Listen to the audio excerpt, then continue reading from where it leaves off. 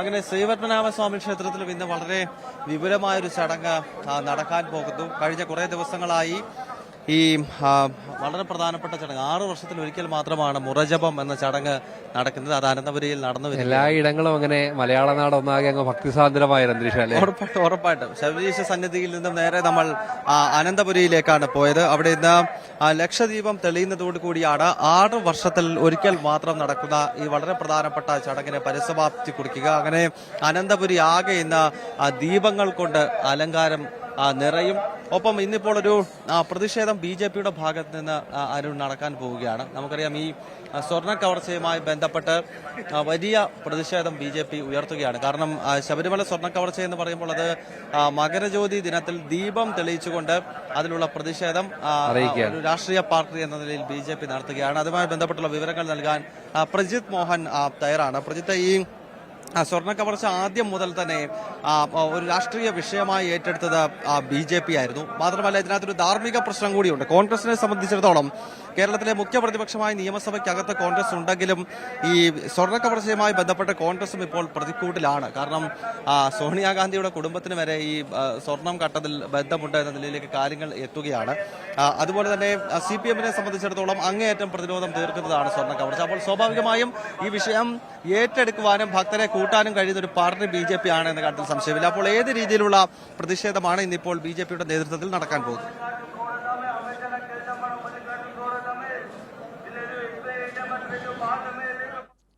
Arun Gautam, good morning. എന്തായാലും ഇന്നത്തെ ദിവസം തന്നെ ഇത്തരമൊരു വലിയ പ്രതിഷേധത്തിലേക്കാണ് BJP പോകുന്നത്. അതിന് വലിയ പ്രത്യേകതകളുണ്ട്. ശബരിമലയിൽ ആചാര സംരക്ഷണ സമരകാലമൊക്കെ ഓർമ്മയുള്ളവരാണ് ഇരുവരും.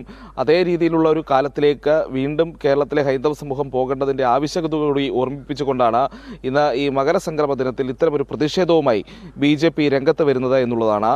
ഇന്ന് 10,000 കേന്ദ്രങ്ങളിലാണ് ഈ ശബരിമല സംരക്ഷണ ജ്യോതി എന്ന് തന്നെ വിളിക്കാവുന്ന അയ്യപ്പ ജ്യോതി തെളിയിക്കൽ. അത് ലക്ഷക്കണക്കിന് വരുന്ന BJP പ്രവർത്തകർ, അമ്മമാർ, അതോടൊപ്പം തന്നെ സമൂഹത്തിലെ പ്രമുഖരായിട്ടുള്ള വ്യക്തികൾ എന്നിവരെല്ലാം ഈ അയ്യപ്പ ജ്യോതിക്ക് നേതൃത്വം നൽകും. വീട്ടിലും നാട്ടിലും അയ്യപ്പ ജ്യോതി എന്ന പേരിലാണ് ഇത്തരമൊരു പ്രതിഷേധ പരിപാടി തന്നെ സംഘടിപ്പിക്കുന്നത്. ആചാര സംരക്ഷണത്തിൻ്റെ പുറമെ ഇപ്പോൾ ക്ഷേത്ര സ്വത്തുക്കളുടെയും ഭഗവാന്റെ തിരുഭാവരണങ്ങളുടെയും വരെ സംരക്ഷണത്തിന് ഹൈന്ദവ ജനത ഒരുമിച്ചിറങ്ങേണ്ടതിൻ്റെ ഒരു ആവശ്യകത കൂടി ഓർമ്മപ്പെടുത്തിക്കൊണ്ടായിരിക്കും ഈ പ്രതിഷേധം സംഘടിപ്പിക്കുക എന്നുള്ളതാണ് BJP പറയുന്നത്. ലക്ഷക്കണക്കിന് പേർ ഇതിൻ്റെ ഭാഗമാകും. അതോടൊപ്പം തന്നെ ഈ വീടുകളിലും പൊതുസ്ഥലങ്ങളിലും ക്ഷേത്രങ്ങളിലും BJP ഓഫീസുകളിലുമെല്ലാം ഈ രീതിയിൽ ഇന്ന് അയ്യപ്പ ജ്യോതി തെളിയിക്കുന്നുണ്ട്. വൈകിട്ട് 6 മണിക്കാണ് ഈ പരിപാടി നടക്കുന്നത്. അതോടൊപ്പം തന്നെ BJPയുടെ പ്രധാനപ്പെട്ട നേതാക്കളും അയ്യപ്പ ജ്യോതിയുടെ ഭാഗമാകും എന്നുള്ളതാണ് ഇപ്പോൾ അറിയിച്ചിരിക്കുന്നത്. സമൂഹത്തിൻ്റെ വിവിധ തലങ്ങളിൽ പ്രവർത്തിക്കുന്ന, വിവിധ തുറകളിൽ പ്രവർത്തിക്കുന്ന പ്രമുഖരായ വ്യക്തികളും അയ്യപ്പ ജ്യോതിയുടെ ഭാഗമായി മാറും എന്നുള്ളതാണ് അറിയിച്ചിരിക്കുന്നത്. കാരണം ഈ ശബരിമല മാത്രമല്ല, കേരളത്തിലെ ദേവസ്വം ബോർഡുകളുമായി ബന്ധപ്പെട്ട്, കേരളത്തിലെ ക്ഷേത്രഭരണവുമായി ബന്ധപ്പെട്ട് വലിയ രീതിയിലുള്ള പ്രശ്നങ്ങൾ നിലനിൽക്കുന്ന ഒരു കാലഘട്ടത്തിലാണ് ഈ രീതിയിൽ അയ്യപ്പ ജ്യോതിയുമായി BJP രംഗത്ത് വരുന്നത് എന്നുള്ളൊരു പ്രത്യേകതയാണ്. പ്രത്യേകിച്ച് ഈ സ്വർണ്ണ കവർച്ചയ്ക്കൊക്കെ പുറമെ ക്ഷേത്രങ്ങളുടെയും ദേവസ്വം ബോർഡുകളുടെയും ലക്ഷക്കണക്കിന് ഏക്കർ ഭൂമികൾ അത് സർക്കാരിൻ്റെ നേതൃത്വത്തിലും സ്വകാര്യ വ്യക്തികളുടെ നേതൃത്വത്തിലും വ്യാപകമായി കൊള്ളയടിച്ചിരിക്കുന്ന ഒരു സാഹചര്യം കൂടി അതിന് പിന്നിലുണ്ട്. അപ്പോൾ ഈ വിഷയങ്ങളെല്ലാം ഉയർത്തി ഭക്തരെ അണിനിരത്തി ഇതിലൊരു പ്രതിഷേധം സംഘടിപ്പിക്കുക എന്ന നിലയിലേക്കാണ് BJP പോകുന്നത്. BJP വളരെ ഗൗരവമായി തന്നെ ഈ വിഷയത്തെ ജനങ്ങളിലേക്ക് എത്തിക്കുന്നു എന്നുള്ളതിനുള്ള ഏറ്റവും വലിയ ഉദാഹരണം എന്നുള്ളത് നിലവിൽ ഇനിയൊരു 129 ദിവസം കൂടി മാത്രമാണ് പുതിയ നിയമസഭ ചേരേണ്ടതും, അല്ലെങ്കിൽ പുതിയ നിയമസഭ രൂപീകരിച്ച നിയമസഭയുടെ ആദ്യ സമ്മേളനം ചേരാനുള്ളത്, പുതിയ സർക്കാരിൻ്റെ രൂപീകരണത്തിനുമൊക്കെ ബാക്കിയുള്ളത്. അതിന് മുന്നോടിയായി നടക്കുന്ന പ്രചാരണങ്ങളുടെ ഭാഗമായി ഇപ്പോൾ 3 വിഷയങ്ങൾ BJP ഉയർത്തുമ്പോൾ, ഒന്ന് വികസിത കേരളം, 2 ജമാഅത്തെ ഇസ്ലാമിയും ഈ പറയുന്ന മുസ്ലിം ലീഗും ഒക്കെ ഉയർത്തുന്ന അപകടകരമായ ഒരു രാഷ്ട്രീയം, മൂന്നാമത്തെ വിഷയമായി BJP ഉയർത്തുന്നത് ആചാര സംരക്ഷണവും വിശ്വാസ സംരക്ഷണവുമാണ്.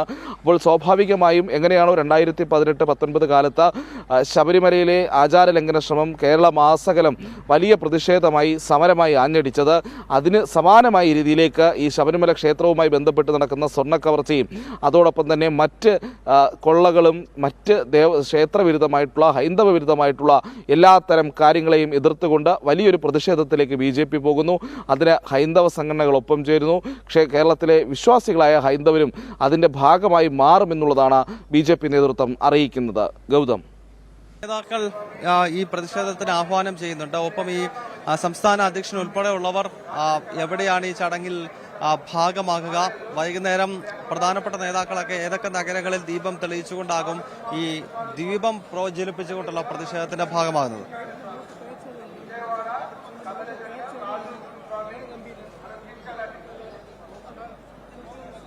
ഗൗതം, ചോദ്യം വ്യക്തമായില്ല, ഒന്നുകൂടി ആവർത്തിക്കുന്നു.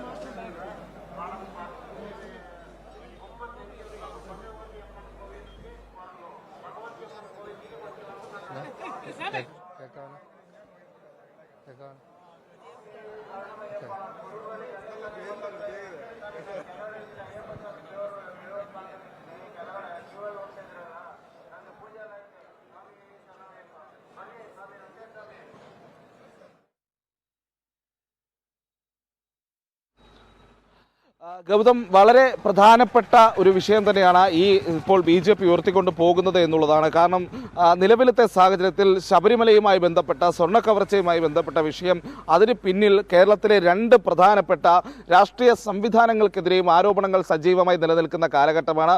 പ്രത്യേകിച്ച് CPM-ന്റെ നേതാക്കളാണ് നേരിട്ട് ഈ സ്വർണ്ണക്കവർച്ചയ്ക്ക് നേതൃത്വം നൽകിയിരിക്കുന്നത് എന്നുള്ളത് SITയുടെ ഈ നാൾ വഴികളിലെ അന്വേഷണത്തിൽ നിന്ന് വ്യക്തമായിരിക്കുന്നു. അതോടൊപ്പം തന്നെ ഇനിയും പോകേണ്ട പ്രധാനപ്പെട്ട CPM നേതാക്കളുണ്ട്. പ്രത്യേകിച്ച് കടകംപള്ളി സുരേന്ദ്രനിലേക്ക് അന്വേഷണം കാര്യക്ഷമമായി പോകുന്നില്ല.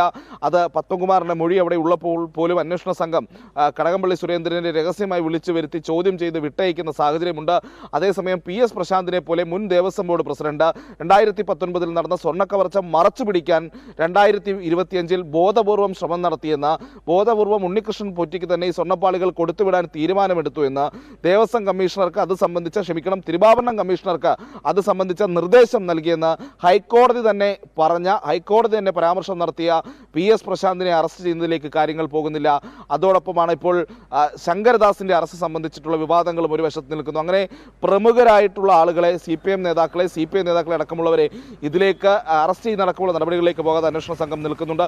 അതവിടെ നിൽക്കട്ടെ. അപ്പോഴും ഇതിന് നേതൃത്വം നൽകിയത് CPM-ന്റെ പ്രധാനപ്പെട്ട നേതാക്കളാണ് എന്നുള്ളത് വന്നു കഴിഞ്ഞിരിക്കുന്നു.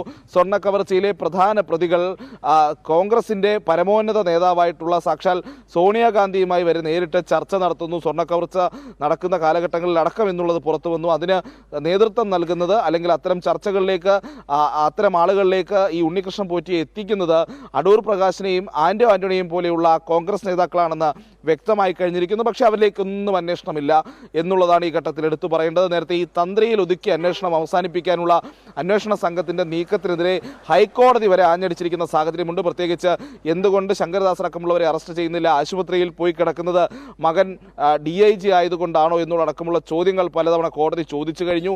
എന്നിട്ടും അന്വേഷണ സംഘത്തിന് അത്തരം കാര്യങ്ങളിലേക്ക് പോകുന്നില്ല.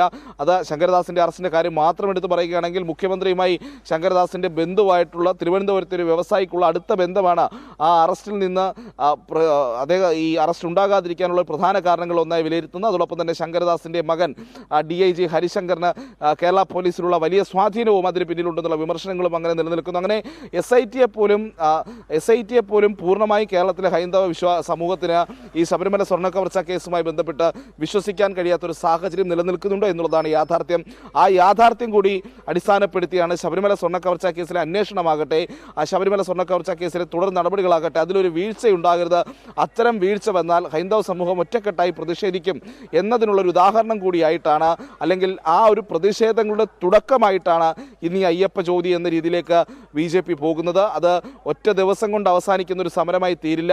വരും ദിവസങ്ങളിലും പല സ്ഥലങ്ങളിലേക്ക്, പല രീതികളിലേക്ക്, പല രൂപങ്ങളിലേക്ക് ഈ സമരം വ്യാപിപ്പിക്കുമെന്നുള്ളതുമാണ് BJP അറിയിച്ചിരിക്കുന്നത്. അന്ന് വാർത്താ സമ്മേളനത്തിൽ BJP സംസ്ഥാന അധ്യക്ഷൻ പറഞ്ഞത് ഇത് ഒരു ദിവസത്തെ പ്രതിഷേധമല്ല, ഇത് ഈ പ്രതിഷേധങ്ങളുമായി ബന്ധപ്പെട്ടുള്ള കാര്യങ്ങളുടെ തുടക്കമാണ് ഇന്ന് എന്നുള്ളതാണ്. അങ്ങനെ ശബരിമല സ്വർണ്ണക്കവർച്ച വിഷയം വളരെ സജീവ രാഷ്ട്രീയ വിഷയം കൂടിയായി ഉയർത്തിക്കൊണ്ട് കാട്ടി മുന്നോട്ട് പോകാൻ തന്നെയാണ് BJP നിലനിൽക്കുന്നത്. ഒരു പക്ഷത്ത് ഹൈന്ദവ സംഘടനകളുടെ വലിയ പ്രതിഷേധം ഉണ്ടാകുന്നു.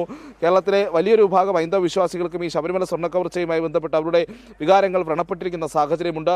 അപ്പോൾ അതിനൊക്കെ ഒരു പരിഹാരം കാണണമെങ്കിൽ, ശാശ്വതമായിട്ടുള്ള സത്യങ്ങൾ പുറത്തു വരണമെങ്കിൽ അതിന് CBI അന്വേഷണം അടക്കം അനിവാര്യമാണെന്നുള്ള നിലപാട് കൂടി ആവർത്തിച്ചുകൊണ്ടാണ് ഈ ദിവസങ്ങളിൽ BJP ഇത്ര വലിയൊരു പ്രതിഷേധവുമായി മുന്നോട്ട് പോകുന്നത്.